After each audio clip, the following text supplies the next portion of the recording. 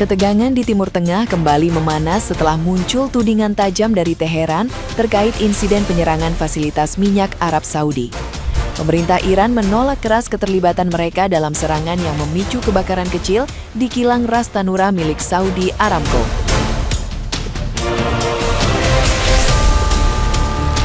Wakil Menteri Luar Negeri Iran Majid Tahtravanchi menegaskan negaranya sudah menyampaikan klarifikasi kepada Riyadh bahwa serangan tersebut bukan operasi Iran. Teheran justru menuding Israel sebagai dalang di balik serangan tersebut.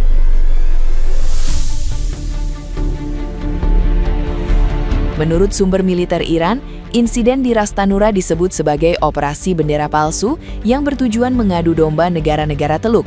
Teheran menilai langkah itu dilakukan untuk mengalihkan perhatian dari serangan terhadap target sipil di Iran.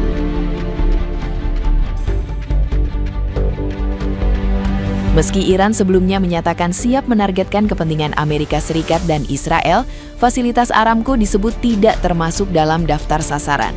Tuduhan ini mencuat setelah otoritas Saudi berhasil mencegat 2 drone yang jatuh dan memicu kebakaran kecil tanpa korban jiwa.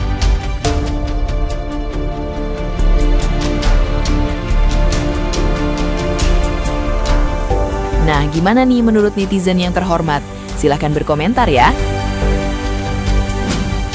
Kilang minyak terbesar di Arab Saudi milik Aramco diserang abis-abisan. Dan narasi yang berkembang itu adalah ulah Iran. Tapi plot twistnya pihak Iran bilang ini bukan ulah mereka, karena kilang minyak Aramco itu bukan salah satu target dari Iran. Jadi pertanyaannya, ini ulah siapa? Karena dengan dihancurkannya kilang minyak terbesar, itu bisa bikin perekonomian tuh makin kacau. Harga minyak dunia itu diprediksi bakal naik parah. Apalagi kalau sampai ini ternyata tipu daya yang dilakuin sama Israel yang mau menciptakan framing seakan-akan Iran yang bikin harga minyak itu melonjak drastis. Perang kali ini bukan cuma perang senjata teman-teman, tapi juga perang narasi dan media. Dan kalau ternyata ini beneran ulah Israel, gue semakin yakin kalau target Israel dan Amerika itu bukan cuma Iran, tapi negara-negara Timur Tengah lainnya, dengan cara mengadu domba untuk bisa segera mewujudkan target mereka, menciptakan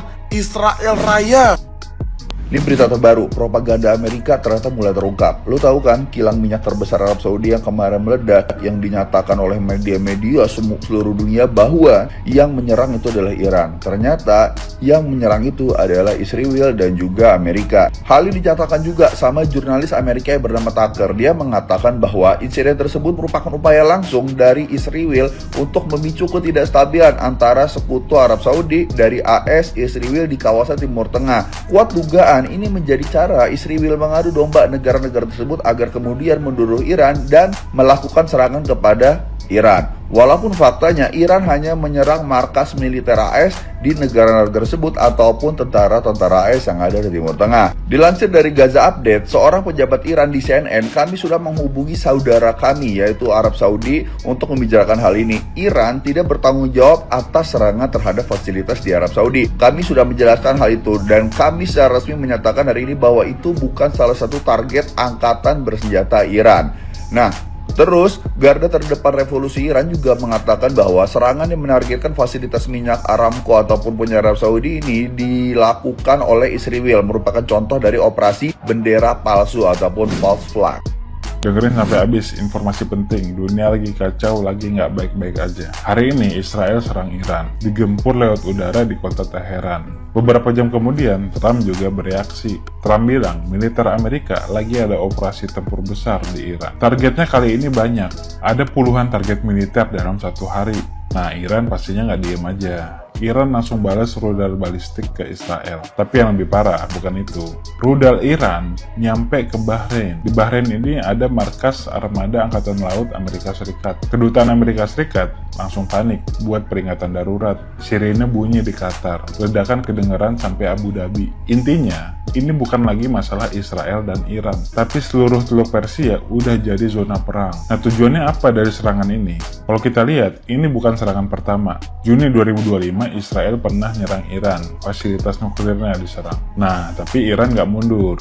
Iran masih punya 400 kg uranium yang diperkaya, masih punya pabrik sentrifus, masih punya fasilitas bawah tanah yang belum kesentuh. Jadi serangan kali ini bukan lagi untuk ngancurin fasilitas nuklirnya Iran, tapi targetnya adalah pemerintahan Iran itu sendiri, yaitu Khamenei. Untungnya udah diselamatin ya. Dan ada satu detail menarik soal serangan ini. Serangan ini timingnya itu pas menjelang Hari Raya Purim, Hari Raya Yahudi yang merayakan keselamatan dari ancaman pemusnahan. Ini bukan kebetulan pastinya. Nah, dampaknya apa buat Indonesia dari kekacauan ini? Jangan lupa, Indonesia baru aja gabung BOP, baru aja jadi wakil komandan ISF bentukan Trump bareng sama Israel. Otomatis tekanan buat Indonesia agar keluar dari BOP dan ISF itu makin kencang guys. Belum lagi masalah Selat Hormuz, jalur 20% minyak dunia. Nah, semuanya itu ada di tangan Iran. Kalau ditutup, harga BBM akan langsung meroket ya. Pusing juga kita jadinya. Intinya nggak bisa diprediksi guys. Nah, kira-kira bagusnya pemerintah Indonesia itu sikapnya gimana? Tetap di BOP dan ISF-nya bersama Amerika dan Israel? Atau keluar dari sana bersikap netral, nggak mau ikut campur? Atau malah ya tidur aja, fokus makan aja di BG? Lo percaya nggak pemimpin tertinggi Iran, Ayatollah ini gugur? Percaya nggak? Kalau gua kok kayak agak ragu ya. Kenapa? Yang pertama, emang iya negara semaju itu, sebodoh itu? Satu, kenapa kok kayak gitu gue bilangnya? Karena di situasi yang panas seperti ini, memang iya intelijennya membiarkan pemimpin tertingginya berada di dalam rumah. Ini situasi kan lagi panas nih, dia diem di rumah gitu. Walaupun dengan pengawalan terserah deh. Mengingat kemarin masalah Maduro juga tuh yang di Venezuela itu kan diem di rumahnya. Emang iya intelijennya secupu itu? Kalau kata gua enggak. Yang kedua, memang diperbolehkan menginvasi tempat tinggal pribadi, perumahan.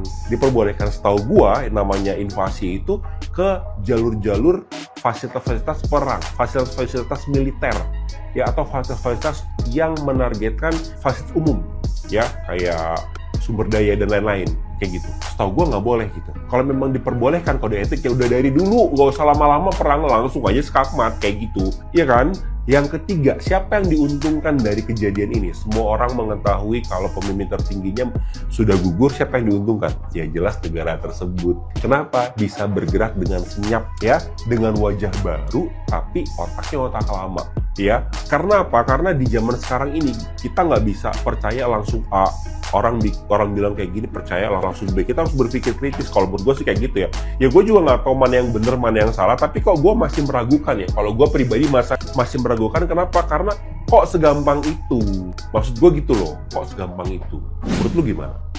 Update perang terbaru antara Iran versus Israel dan Amerika Serikat. Jadi saat ini Iran baru saja meluncurkan sekitar 400 rudal dari Iran ke Israel gitu loh. Bahkan sampai menyerang Iron Dome yang ada di Israel. Serangan 400 rudal ini termasuk serangan terbesar di Timur Tengah selama beberapa dekade terakhir. Ini benar-benar gede banget. Buat kalian yang nggak tahu sebenarnya apa sih yang terjadi? Kenapa sih serangan 400 rudal ini sampai bikin satu dunia tuh panik? Saat ini memang terjadi perang terbuka antara Iran versus Israel dan Amerika Serikat yang memulai eskalasi besar sejak tanggal 28 Februari kemarin. Jadi, Amerika dan Israel itu meluncurkan serangan besar ke Iran. Mungkin sebutan gampangnya itu operasi militer gabungan lah ya. Targetnya itu fasilitas militer, lokasi strategis, dan pimpinan tinggi Iran. Nah, dalam serangan tersebut dilaporkan pimpinan tertinggi Iran alias Ali Khamenei dilaporkan sudah meninggal dunia akibat serangan tersebut. Nah, hal itu yang membuat konflik ini makin mencuat jadi lebih besar. Makanya hari ini Iran itu langsung membuat balasan yang besar. Nah, sekarang Iran ini sudah meluncurkan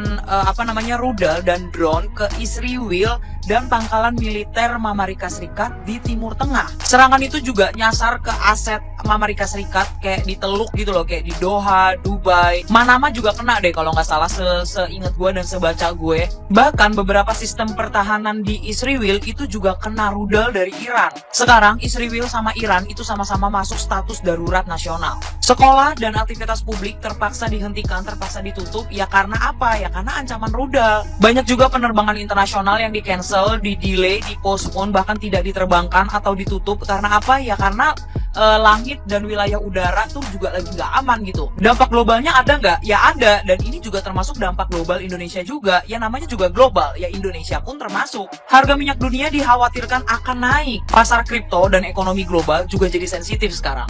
Konflik ini bisa akan melebar, bahkan sangat amat melebar. Karena apa? Ya karena ini sudah melibatkan Amerika langsung, bukan cuma proxy war doang. Bahkan lokasi terjadinya itu ada di lokasi penghasil minyak terbesar di dunia. Bahkan banyak negara-negara sekutu yang bisa ikut terseret loh. Beberapa pakar itu bahkan sudah mulai untuk membahas resiko konflik kalau misalkan hal ini terjadi lebih besar lagi, kalau eskalasi ini mulai makin melebar dan makin membesar.